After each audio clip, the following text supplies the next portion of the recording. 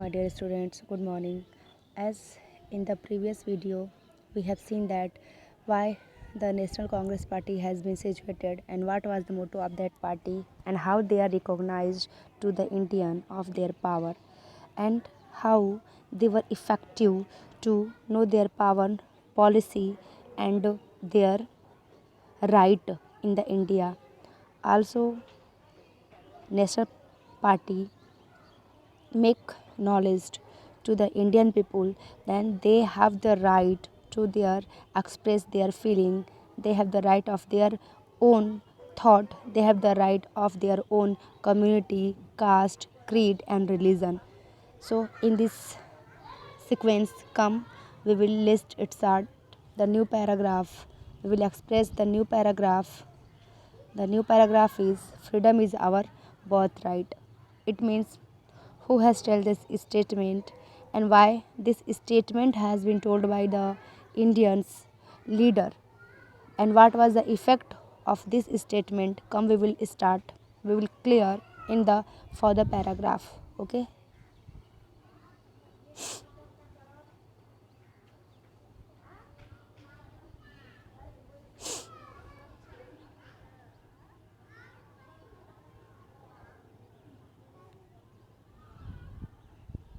Freedom. By the 1890s, many Indians began to raise question about the political style of the Congress. अगर हम बात करें तो 1890 के दशक तक भारतीय जो थे, भारतीय कांग्रेस पार्टी की कार्य करने की जो नीतियाँ थी, जो उनकी राजनीति करने की जो नीतियाँ थी, उनके ऊपर बहुत सारे प्रश्न उठाने लगे। कब तक? 1890 की ईस्वी तक। In Bengal, Maharashtra and the Punjab, leaders such as the Bipin Chandra Pal, Bal Gangadhar Tilak and the Lala Lajpat Rai were beginning to explore more radical objectives and the method. अगर हम बात करें बंगाल में, महाराष्ट्र में, पंजाब में बहुत सारे ऐसे लीडर्स थे जो पार्टी के मेन मोटो को और उनके द्वारा किए गए नए नए कार्यों को, उनके उद्देश्यों को जानना चाहते थे, ढूंढना चाहते थे। कहने का मतलब है, जैसे अगर हम बात करें तो दादा भाई नौरोजी और भी उनके साथ बहुत सारे ऐसे लोग थे जिन्होंने मिल करके भारतीय राष्ट्रीय कांग्रेस पार्टी की स्थापना 1885 में की थी। बट 85 से लेकर के 90 के दशक तक हम लोग देख रहे हैं कि इतने सालों में भी कोई बहुत ज़्यादा परिवर्तन हमारे भारतवर्ष में देखने को नहीं मिला है। भारतवर्ष की जनता को बहुत ज़्यादा राइट्स भी कुछ नहीं मिल पाए हैं। तो इस क्रम में अगर हम देखें तो अगर हम बात करें किसका, बाल गंगाधर तिलक का, लाला लाजपत राय का, बिपिन चंद्र पाल का, तो ये ऐसे नेता थे, ये गरम दल के नेता थे। कहने का मतलब है ये बहुत ज़्यादा विनम्र निवेदन करके अंग्रेज़ों से अपना राइट नहीं मांगना चाहते थे। इनका कहना था कि अगर आप हमारी बातों को नहीं सुनेंगे तो हम उसके प्रति, आपके अनुक्रिया के प्रति हम प्रक्रिया करेंगे, हम आपको जवाब देंगे, वरना आप हमको हमारा अधिकार दीजिए। बट इनके अलावा जो पहले के लीडर्स थे जिन्होंने भारतीय राष्ट्रीय कांग्रेस पार्टी की स्थापना की थी, वो नरम दल के नेता थे। देखिए, नरम दल और गरम दल क्या होता है पहले इसको समझिए। जैसे मान लीजिए कोई नेता है, मान लीजिए मेरी कोई पेन है आपके पास और मैं कहूँ ये मेरी पेन है, प्लीज़ मुझे दे दो ना। ठीक, कहने का एक ये तरीका, ये क्या है? नरम दल। और आपने मेरी पेन अगर ले ली और मुझे आपसे पेन मांगना हो, मेरा पेन क्यों ले लिए हो, जल्दी से मेरा पेन दो वरना हाथ तोड़ दूंगा, ये कौन है? ये गरम दल वाले नेता है। कहने का मतलब है नरम दल वाले जो नेता थे वो विनम्र विनती के साथ, निवेदन के साथ, प्रेयर्स के साथ अंग्रेज़ों से, ब्रिटिश गवर्नमेंट से अपनी बातों को रखते थे। बट जो गरम दल के नेता थे ये जानते थे कि अंग्रेज़ नर्म दल से नहीं मानने वाले हैं, इसलिए ये थोड़े एंग्री टाइप के, मतलब गुस्सैल प्रवृत्ति वाले नेता थे। कौन थे? जैसे बाल गंगाधर तिलक है, लाला लाजपत राय है, बिपिन चंद्र पाल है। तो ये लोग नई आइडियाज़, नई सोच, एक नए तरीक़ों को एक्सप्लोर कर रहे थे कि कैसे हम लोग इन लोगों से अपने आज़ादी को प्राप्त कर सकते हैं। ठीक है, मैं आई होप आप लोग को मेरी बातें समझ में आई होंगी। They criticise more moderated for their politics of the prayer. विनम्रता की राजनीति, कह रहे हैं कि आप जो विनम्रता की पॉलिसी लेकर के चल रहे हैं, सिद्धांत लेकर के चल रहे हैं, यानी आप जो एक मध्य मार्गी नर्म दल आप जो प्रस्तुत कर रहे हैं, वो हम लोग को वो मंजूर नहीं है। ये क्या कर रहे थे? उसके खिलाफ बोल रहे थे। कौन? बाल गंगाधर तिलक, बिपिन चंद्र पाल, लाला लाजपत राय। ये लोग अन्य जो भी भारतीय राष्ट्रीय कांग्रेस पार्टी के जो अन्य नेता थे उनके प्रति इनका ये कहना था। And emphasized the importance of the self reliance and the constructive work. आप उनके ऊपर दबाव डाल करके अपनी बातों को, अपनी चीज़ों को कहलाने या फिर उसको मानने के लिए आप वर्क करें, न कि विनम्रता का निवेदन करें। आप पॉलिटिक्स ऑफ प्रेयर यानी विनम्रता की राजनीति न करें। They argued that people must rely on their own strength. इन तीनों लोगों ने कहा कि भारत की जनता को अपने अंदर छुपी हुई पावर को जानना होगा, not on the good intention of the government. उनको जानना होगा कि ब्रिटिश सरकार जो है उनका जो उनकी इंटेंशन है, जो उनकी सोच है, वो हमारे लिए बिल्कुल सही नहीं है। People must fight for Swaraj. Bharatiya Janata को अपने राइट के लिए, स्वराज के लिए, यानी अपने राज, स्वराज का मतलब अपना राज, अपने राज के लिए लड़ना होगा। तिलक रेज्ड द स्लोगन, और तिलक ने इस तरह से इन सारी बातों को कहते हुए एक स्लोगन, एक कोटेशन बोला, क्या? Freedom is my birthright and I shall have it. Tilak ने कहा स्वतंत्रता मेरा जन्म सिद्ध अधिकार है और मैं इसे लेकर रहूँगा। ये स्टेटमेंट किसका है? बाल गंगाधर तिलक का। Most important statement is this.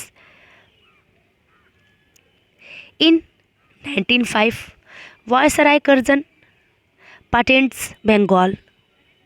1905 का समय आता है और एक बहुत बड़ा हादसा हमारे भारतवर्ष में होता है। क्या होता है? बंगाल का विभाजन कर दिया जाता है। वायसराय कर्जन क्या करता है? बंगाल का विभाजन कर देता है। उस समय at that time Bengal was the biggest province of the British and in India included Bihar and the part of the Orissa. उस समय 1905 के समय में जो बंगाल होता है वो सबसे बड़ा प्रोविनेंस होता है भारत का, क्योंकि उस समय बिहार का कुछ हिस्सा, उड़ीसा का कुछ हिस्सा बंगाल में ही निहित होता है और इस तरह से एक बहुत बड़ा ये राज्य उस समय रहता है। The British argued for dividing Bengal for the reason of the administrative conviction. जब भारतीयों ने आवाज़ उठाई कि अब बंगाल का विभाजन क्यों कर रहे हैं, तो अंग्रेज़ों का रिप्लाई था क्योंकि ये बहुत बड़ा प्रोविनेंस है और यहाँ पर हम शासन नहीं कर पा रहे हैं, इसीलिए हम इसको बांट दे रहे हैं। ठीक है, जैसे कि एक बहुत बड़ा काम है और एक काम, उस बड़े काम को एक लोग करें तो कई समय में करेंगे ना, बट उसी काम को 10 लोग करें तो जल्दी कर लेंगे। तो इन्होंने क्या तर्क दिया ब्रिटिश गवर्नमेंट ने कि हम बंगाल का विभाजन इसलिए कर रहे हैं जिससे कि हम इस प्रोविनेंस पे प्रशासन क्रिया अच्छे से कर सके। But what did administrative convicts, क्या सच में वो प्रशासन की वजह से बंगाल का विभाजन कर रहे थे? Whose convictions did it represent? आखिर ये किस विचारधारणा को ये विभाजन दर्शा रहा था? आखिर ये जो बंगाल का विभाजन 1905 में हो गया तो क्या ये दर्शा रहा था? क्लियरली था क्या? It was closely tied of the interested of the British official and the businessman. ये बिल्कुल एक सोची समझी साजिश थी। किसकी? ब्रिटिश ऑफिसर्स की और वहाँ के बड़े बड़े बिजनेसमैन की। Even so instead of the removing the non Bengali area from the provenance, इन्होंने क्या कर दिया? बंगाल को अलग कर दिया और ये नहीं किया कि नॉन बंगाली जो है, जैसे कि उड़ीसा का कुछ भाग है, बिहार का कुछ भाग है, उनका अलग प्रांत बना दे, बल्कि डायरेक्ट ये बंगाल का ही 2 भागों में बांट देते हैं। The government separated east Bengal, इन्होंने बंगाल का 2 भाग बना दिया, एक वेस्ट और east Bengal and merged with the Assam, और ईस्ट बंगाल को उठा करके कहाँ पे ले जाकर के मिला दिया? आसाम से। Perhaps the main British motive were to curtail the influence of the Bengali politician and the split the Bengali people। देखिए, अगर हम बात करें, ब्रिटिश ये सही कह रही है कि उस समय सबसे बड़ा प्रोविनेंस क्या था? बंगाल था। बट अगर हम देखें तो भारतीय राष्ट्रीय कांग्रेस पार्टी की स्थापना भी जिन लोगों के द्वारा की गई थी वो लोग भी कहाँ से थे? ज़्यादातर लोग कोलकाता और बंगाल के ही थे और वहाँ के लोगों पर सबसे ज़्यादा प्रभाव उन लीडर्स का था। मेरी बात ध्यान से समझिएगा। उन जगहों पर इन्होंने विभाजन कर दिया, हिंदू मुस्लिम करा दिया, एक तरफ मुसलमान और एक तरफ हिंदू, ऐसा विभाजन इन लोगों ने किया। और वहाँ पर इन लोगों ने एक फूट डाल दिया मुसलमानों में और हिंदुओं में। किसने? ब्रिटिश गवर्नमेंट ने। उन्होंने कहा कि ये जो लीडर्स हैं ये बंगाल में अपना प्रचार प्रसार कर रहे हैं, अपनी बातों को, ये जो हमारे खिलाफ लोगों को भड़का रहे हैं, क्यों ना हम लोगों को ही बांट दे जिससे कि इनकी बातों को ये लोग ना सुने। ये इनका मोटो था। और इस तरह से लॉर्ड कर्जन आया और उसने 1905 में बंगाल का विभाजन कर दिया। ठीक है, तो बच्चों आज के लिए इतना ही।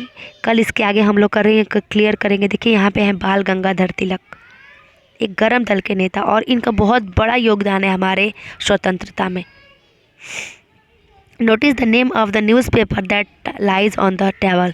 इस न्यूज़पेपर को देखिए, क्या नाम है इस न्यूज़पेपर? केसरी हिंद। इस न्यूज़पेपर क्या नाम है? केसरी हिंद। केसरी मराठी न्यूज़पेपर। ये कैसी न्यूज़पेपर है? मराठी। एडिटेड बाय द तिलक। इसको कौन इसको प्रिंट करता था, यानी कौन इसको निकालता था? तिलक निकालते थे। Become one of the strongest critics of the British rule. और ये जो केसरी था, एक ऐसा न्यूज़पेपर था जो ब्रिटिश गवर्नमेंट का सबसे बड़ा आलोचक न्यूज़पेपर था ये। यानी ब्रिटिशों के मोटो को, उनके नीतियों को ये आलोचना करके अपने न्यूज़पेपर के द्वारा भारतीयों को जगाने का काम बाल गंगाधर तिलक किया करते थे। ठीक है, तो इस तरह से हमारा ये आज का पैराग्राफ फिनिश्ड होता है बच्चों। कल इसके आगे हम लोग फिर पढ़ेंगे। आज के लिए इतना ही। Okay, bye students.